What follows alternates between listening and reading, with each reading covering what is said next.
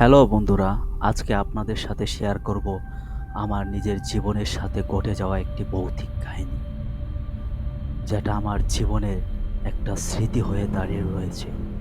এখনো মাঝে মধ্যে আমি ঘুম থেকে আঁতকে উঠি সেই ভয়ঙ্কর ঘটনার যখন আমার মনে পড়ে। ঘটনাটা ছিল ২০১৩ সালে। তখন আমি ক্লাস ৮ম শ্রেণীর ছাত্র। আমার গ্রাম ছিল একটা প্রত্যন্ত অঞ্চলে। সেখান থেকে আমি প্রায় ৪ কিলোমিটার দূরে শহরে এসে আমি পড়াশোনা করতাম। আমার দূর সম্পর্কে কোনো এক আত্মীয়র বাড়িতে থেকে আমি পড়াশোনা করতাম। কিন্তু হঠাৎ একদিন আমার সেই আত্মীয়তার সাথে কোনো এক কথা কাটাকাটি নিয়ে আমি অনেক রাগান্বিত হয়ে যাই। সেই রাগান্বিত সেই ক্রোধ আমাকে বাধ্য করে ঘর থেকে বের হয়ে চলে আসতে। আমি নিজের উপর রাগ কন্ট্রোল করতে না পেরে আমি সিদ্ধান্ত নেই আমি ঘর থেকে বের হয়ে যাব এবং আমি আমার সেই গ্রামের বাড়িতে চলে যাব। যেই কারণে আমি ঘর থেকে বের হওয়ার পুরোপুরি সিদ্ধান্ত নিয়ে ফেলি। কিন্তু বাইরে ছিল প্রচণ্ড বৃষ্টি, চারি আকাশ ছিল অন্ধকার, ঘুটঘুটে কালো অন্ধকার এবং বাতাসের শব্দ, ঝড়, বজ্র, শিলা, আকাশে বিদ্যুৎ চমকানো পুরো বাহিরের পরিবেশটা করে ফেলেছিল একটি ভয়ঙ্কর। তারপরও আমার সিদ্ধান্তে আমি অটল ছিলাম। আমি ঘর থেকে বের হয়ে পড়ি। আমি ঘর থেকে ১ পা ২ পা করে সামনে এগোতে থাকি।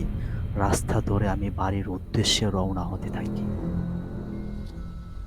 আমার হাতে কোনো লাইট ছিল না, কোনো আলো ছিল না। কিন্তু আমি আকাশের বিদ্যুতের চমকানোতে আমি রাস্তা দেখে হাঁটতে শুরু করি।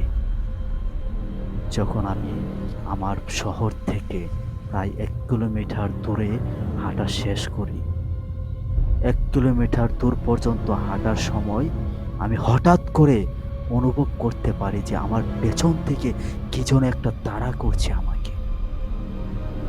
কি যেন একটা হাঁটার শব্দ, পায়ের শব্দ আমি পাচ্ছি। আমার মনে হচ্ছে কেউ যেন আমার পেছনে, পেছনে হেঁটে, হেঁটে আসছে। তখন আমি স্তব্ধ হয়ে দাঁড়াই।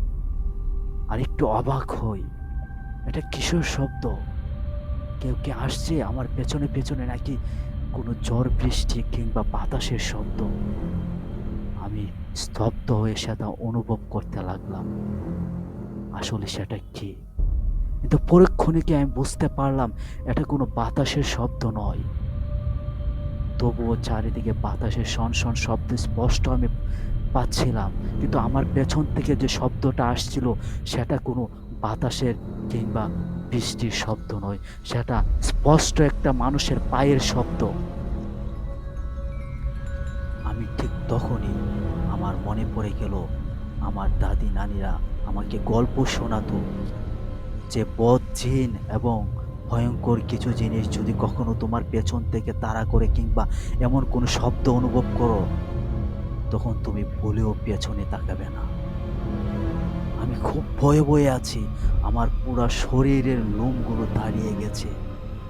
বৃষ্টিতে আমার পুরা শরীর ভিজে গেছে। আমি হাঁটতে, হাঁটতে ক্লান্ত হয়ে গেছি। তবুও আমি সাহস হচ্ছে না আমার পেছনে তাকানোর। আমি সিদ্ধান্ত নেই, যাই হয়ে যাক না কেন আমাকে পেছনে তাকানো যাবে না। তাই আমি আস্তে, আস্তে মনে সাহস নিয়ে আবারও সামনের দিকে হাঁটতে লাগলাম। কিন্তু কিন্তু সেই, সেই শব্দ, সেই ভয়ঙ্কর আওয়াজ আমার পেছনে তাড়া করে বেড়াচ্ছে। কোনোভাবেই আমার পেছন থেকে সরছে না। আমার কাছে মনে হচ্ছে যেন প্রতি মুহূর্তে পেছনে কি যেন ভেঙে চড়ে চূর্ণ বিচূর্ণ করে ফেলছে। সকল গাছপালাগুলো যেন আমার পেছনে দুমড়ে পড়ে মুচড়ে যাচ্ছে। কিন্তু তবুও আমি পেছনে তাকানোর কোনো সাহস পাই না। আমার সিদ্ধান্ত একটাই, পেছনে যাই হয়ে যাক না কেন আমাকে সামনেই হাঁটতে হবে, সামনেই অগ্রসর হতে হবে। ঠিক এই মুহূর্তে আমি ১ পা ২ পা করে সামনে যাচ্ছি। আমার ইসলামিক যত বিধিবিধান আছে সূরা কালাম পড়ে আমি সামনে হাঁটতে লাগলাম। আমি হাঁটছি কিন্তু আমার পেছন থেকে সেই শব্দটা আর যাচ্ছে না। হাঁটতে হাঁটতে হাঁটতে হাঁটতে আমি আরও 1 কিলোমিটার দূরে পর্যন্ত চলে গেছি। তখন আমার বাড়ি থেকে প্রায় 1 কিলোমিটার দূরত্ব অবস্থান করছি আমি। আমি যেই রাস্তাটার মধ্যে ছিলাম সেটা একদম সরু একটা রাস্তা। সরু হয়ে সরাসরি আমার বাড়িতে গিয়ে লাগছে। কিন্তু আশেপাশে কোনো ঘনবসতি নেই। একটা ঘরবাড়ি নেই, মানুষ নেই, কিচ্ছু নেই। পুরো জনমানবহীন শূন্য। তখন সেই রাস্তা দিয়ে আমি হাঁটছি আর আমার পেছন থেকে সেই ভৌতিক শব্দ আমাকে তাড়া করে বেড়াচ্ছে। হঠাৎ করে আমি শুনতে পাই কে যেন আমার নাম ধরে ডাকছে। এই ভাইজিৎ, এই ভাইজিৎ, এই ভাইজিৎ। আমি স্পষ্ট শুনতে পাই বন্ধুরা। সেই ডাকটা আমার চিরপরিচিত, চিরচেনা। সে আমার শৈশবকালের বন্ধু মামুনের। কিন্তু আমি আবার অবাক হই। মামুন কিভাবে আসবে এত রাতে? কিভাবে ডাকবে আমাকে? তাই আমি পরক্ষণেই বুঝতে পারি সেটা নিশ্চয়ই বদ কোনো জিনের কাজ। তাই আমি আবারও স্মরণ করে যাই আমার সে দাদা নানিদের কথা, যে পেছন থেকে কেউ যদি ডাকে তোমাকে, কিংবা কখনো সেই আতঙ্ক কিংবা ওই বৌদ্ধ জিন যদি তোমাকে শব্দ করে অনুসরণ করে, তুমি কখনো পেছনে ফিরে তাকাবে না। আমি সেই সিদ্ধান্ত আবারও অটল হয়ে রই। সেই ডাকের কোনো উত্তর দিচ্ছি না আমি। তারপর আমি হাঁটছি। আমার পুরো শরীর ভয়ে, আতঙ্কে অজ্ঞান হয়ে যাওয়ার অবস্থা। তারপর আমি নিজেকে যতটা পারি কন্ট্রোল করতেছি। চেষ্টা করতেছি আমার বুকের মধ্যে সাহস রাখা। আমি ১ পা ২ পা করে সামনে এগোচ্ছি। সামনে যাচ্ছি। কিন্তু পরক্ষণে ঘটে আমার সাথে অন্য আরেক ঘটনা, অন্য আরেক নমুনা, অন্য আরেক ভয়ংকর এক চিত্র, যেটার জন্য আমি মোটেও প্রস্তুত ছিলাম না। আমার কাছ থেকে প্রায় ২০ হাত দূরে সেই সরু রাস্তাটার মধ্যে, যেখানে চারপাশে কিচ্ছু নেই, জনমানব শূন্য। হঠাৎ করে আমি দেখতে পারলাম আকাশে বিজলির আলোতে রাস্তার মধ্যে কি যেন একটা পড়ে রয়েছে সাদা কাপড়ে মোড়ানো। দ্বিতীয়বার যখন বিজলির আলোতে আমি দেখতে পারি, আমি স্পষ্ট হয় এবং আমি শিওর ছিলাম যে এটা কোনো একটা কাফন, কোনো একটা লাশ। একটা লাশের পায়ের দিকে মোড়ানো কাপড়টা এবং মাথার দিকেও মোড়ানো কাপড়টা, পুরোটা রাস্তা ব্লক করে আছে সেই কাফনটা, সেই লাশটা। আমি স্তব্ধ হয়ে দাঁড়ালাম, অবাক হলাম। ভয়ে আমার শরীর কাঁপছে, আমার কণ্ঠ শুকিয়ে আসছে। বৃষ্টির ফোঁটাগুলো যেন আমার শরীরের ঘাম এবং পানি হয়ে মাটিতে পড়ছে। হঠাৎ করে আমি আবারও ভাবলাম, এখন তো আমার পেছন ফেরার কোনো অবস্থা নেই, কেননা আমার পেছন থেকেও কে যেন আমাকে অনুসরণ করছে। আমি পেছনও যেতে পারছিলাম না। আর পেছনে যদি যাই, দেখা গেছে আমার শহরে যেতে হবে। আর শহর থেকে প্রায় আমি অলরেডি ৩ কিলোমিটার রাস্তা অতিক্রম করে ফেলেছি। আর আমার বাড়ি মাত্র ১ কিলোমিটার। তাই আমি সিদ্ধান্ত নেই, আমার যাই হয়ে যাক না কেন, আমাকে সামনেই অগ্রসর হতে হবে। আমার বাড়িতেই আমাকে পৌঁছাতে হবে। তাই আমি রাস্তা থেকে নেমে, পাশে ছিল ধানক্ষেত এবং ফসল। সেই ফসলের জমিতে আমি নেমে যাই।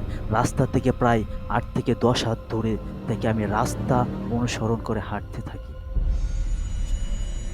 কিন্তু আমি যতই সামনে এগোচ্ছি, যতই হাঁটছি, ঠিক পর মুহূর্তে আমার মনে হচ্ছে যেন আমার রাস্তা ফুরাচ্ছে না। আর আমি যে লাশটা দেখতে পাচ্ছিলাম, সে লাশটা প্রতি মুহূর্তে আমার সামনে, প্রতি মুহূর্তে আমার থেকে ২০ হাত দূরে।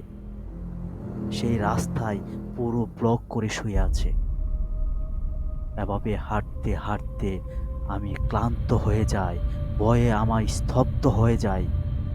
কিন্তু কিচ্ছু করার ছিল না আমার, তবুও আমাকে সামনেই হাঁটতে হলো।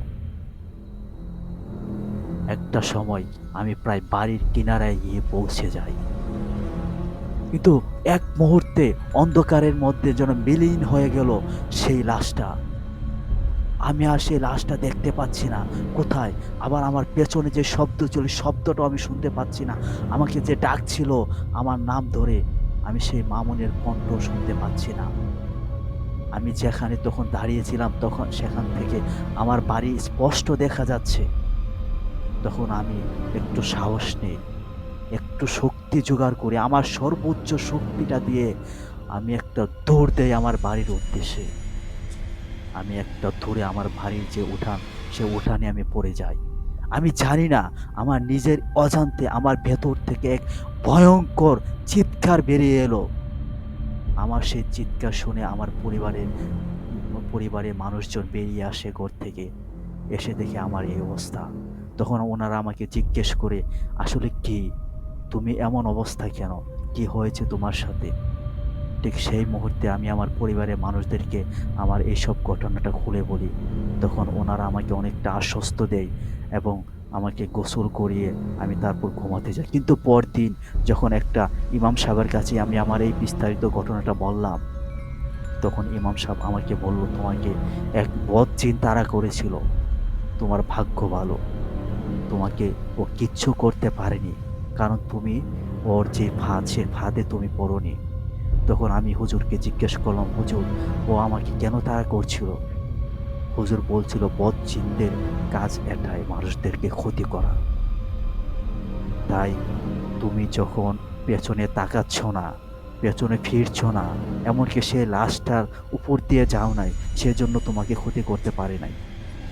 তাই তুমি শুকরিয়া আদায় করো আল্লাহর কাছে যে তোমার কোনো ক্ষতি করতে পারে নাই।"